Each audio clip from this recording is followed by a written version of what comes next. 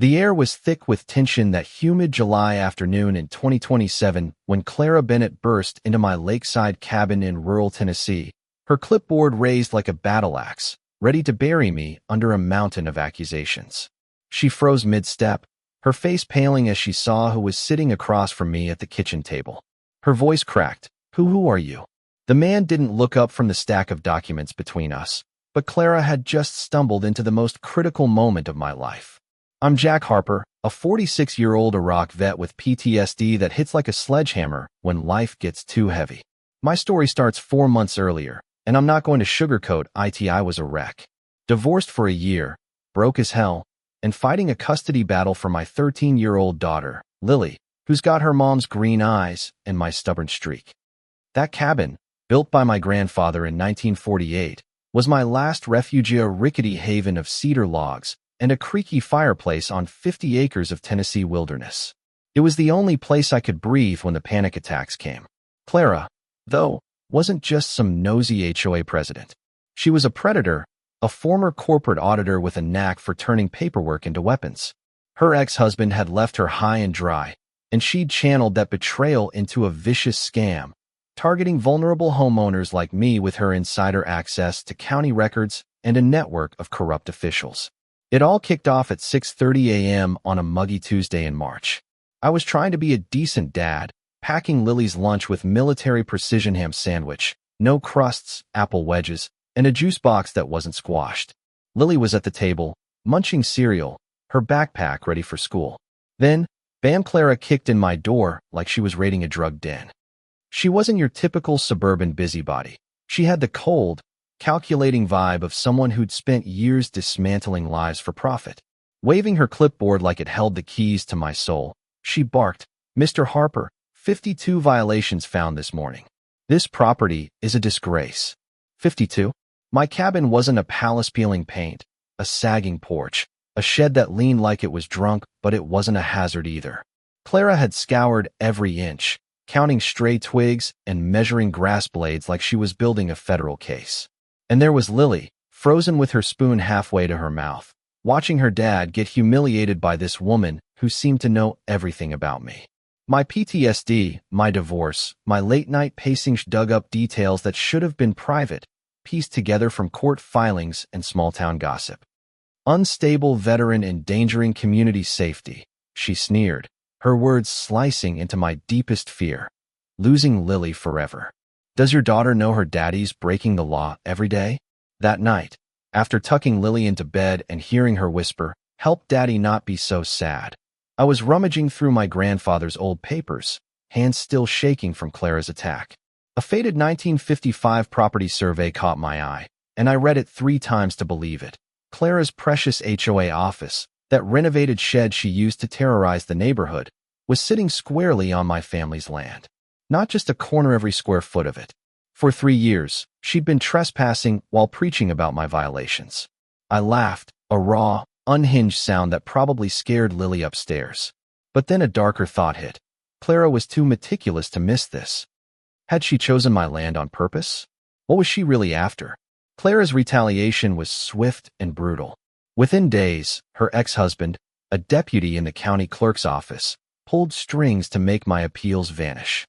Permits for her office sailed through, while my cabin faced retroactive inspections that flagged violations I couldn't afford to fix. She didn't stop there. Clara waged a whisper campaign at school board meetings, planting seeds about the unstable vet living too close to the playground. Parents stopped inviting Lily to birthday parties. Teachers watched her with pitying eyes. My daughter came home asking, "Daddy, why does Mrs. Bennett say you're dangerous? You're the best dad ever." Each question was a dagger, and I was powerless against Clara's cruelty. The fines piled up $250 a day while anonymous safety concerns triggered school wellness checks, with counselors probing Lily about my behavior. The local news ran a hit piece, painting me as a recluse threatening property values, while Clara played the heroic community protector. Then came Marcus Reed, a Navy vet and Clara's surveyor, who changed everything. Marcus saw my PTSD tells the way I counted to 10 under stress, the way I scanned for exits. He knew I wasn't a threat, but Clara had him trapped, threatening an IRS audit over his side hustle's unreported cash. Worse, she'd gotten hold of his VA therapy notes, twisting his own trauma against him.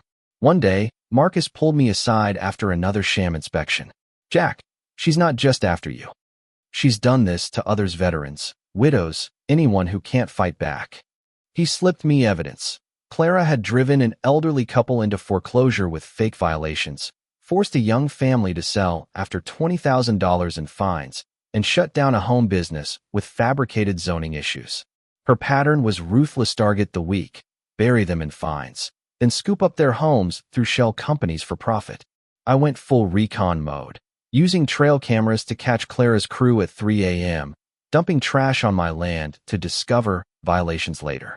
I recorded calls legal in Tennessee and snapped photos of every notice. My cameras caught her contractor spray painting fake damage on my shed, planting whiskey bottles to hint at alcoholism, even scattering threatening letters to frame me as unhinged. I filed a police report with video proof, but Clara's county cronies buried it.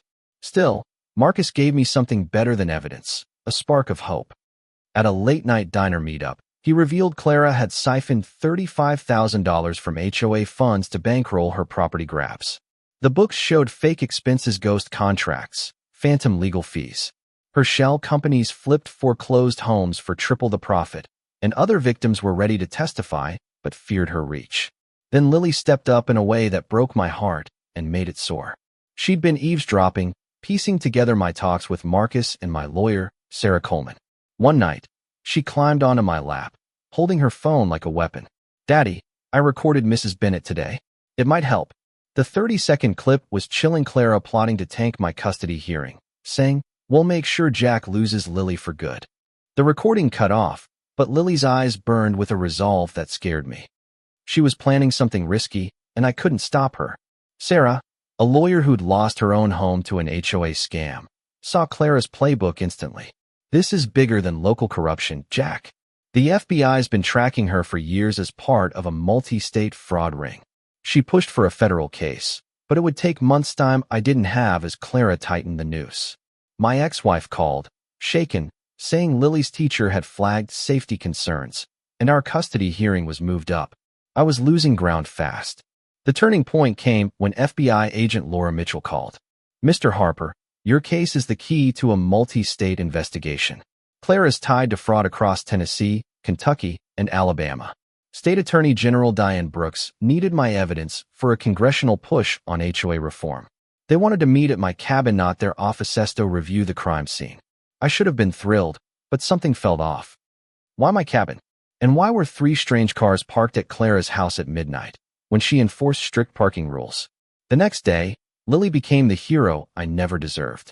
She'd been staking out Clara's office after school, hiding in bushes with her phone. Her 15-minute recording was dynamite. Clara admitting to stealing $35,000, bribing inspectors, and coaching witnesses to lie about my violent episodes. "Most damning," she said, "tell Lily her dad's dangerous. Kids believe adults."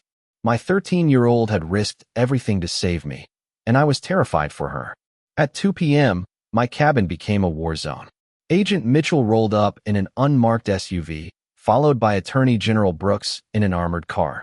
I turned my dining table into a command center, Lily's recording on standby, Marcus ready to testify, Sarah's evidence packets detailing Clara's crimes. Clara marched in, clipboard high, flanked by a fake inspector and 2 coached witnesses, thinking she'd seal my foreclosure. She didn't see the federal badges until it was too late. "Mrs. Bennett," Agent Mitchell said, her voice like ice, "you're under investigation for wire fraud, racketeering, and civil rights violations." Attorney General Brooks piled on state charges: trespassing, witness tampering, child endangerment. Clara's face went from smug to ashen as Lily's recording played, her own voice confessing to crimes. She lunged at my evidence, tearing papers and screaming about conspiracies, adding assault and evidence tampering to her rap sheet. When she pointed at Lily, yelling, "She'll never see her crazy dad again," the room went silent. That threat sealed her fate. Handcuffs clicked, and Clara's empire collapsed. Federal charges included $200,000 in stolen properties. State charges ensured no escape. Her assets were frozen, her HOA dissolved. Lily testified in family court, and I won primary custody. The community, once poisoned by Clara's lies, rallied around us. Neighbors brought meals, and American flags sprouted on lawns. I became an advocate for HOA reform, testifying in Nashville with Lily cheering from the gallery. My PTSD eased as I found purpose, and a $20,000 whistleblower reward cleared my debts. Lily and I rebuilt the cabin together, laughing like we hadn't in years. But late at night, questions gnaw at me. Agent Mitchell never let me hear Clara's final call, where she said, "Tell Jack his grandfather would have understood." How did Clara know my grandfather? Why target our land? Clara died in prison, taking her secrets with her. As Lily and I fish off our dock at sunset, our cabin secure and our bond unbreakable, I can't shake the feeling there's more to this story. What was Clara really after? Was she just a con artist? Or was there a deeper reason she targeted my family? Who was watching us from the woods that day? Drop your theories in the comments. Hit like if you're rooting for Lily, and subscribe for more stories of ordinary people fighting impossible odds. What secrets do you think died with Clara?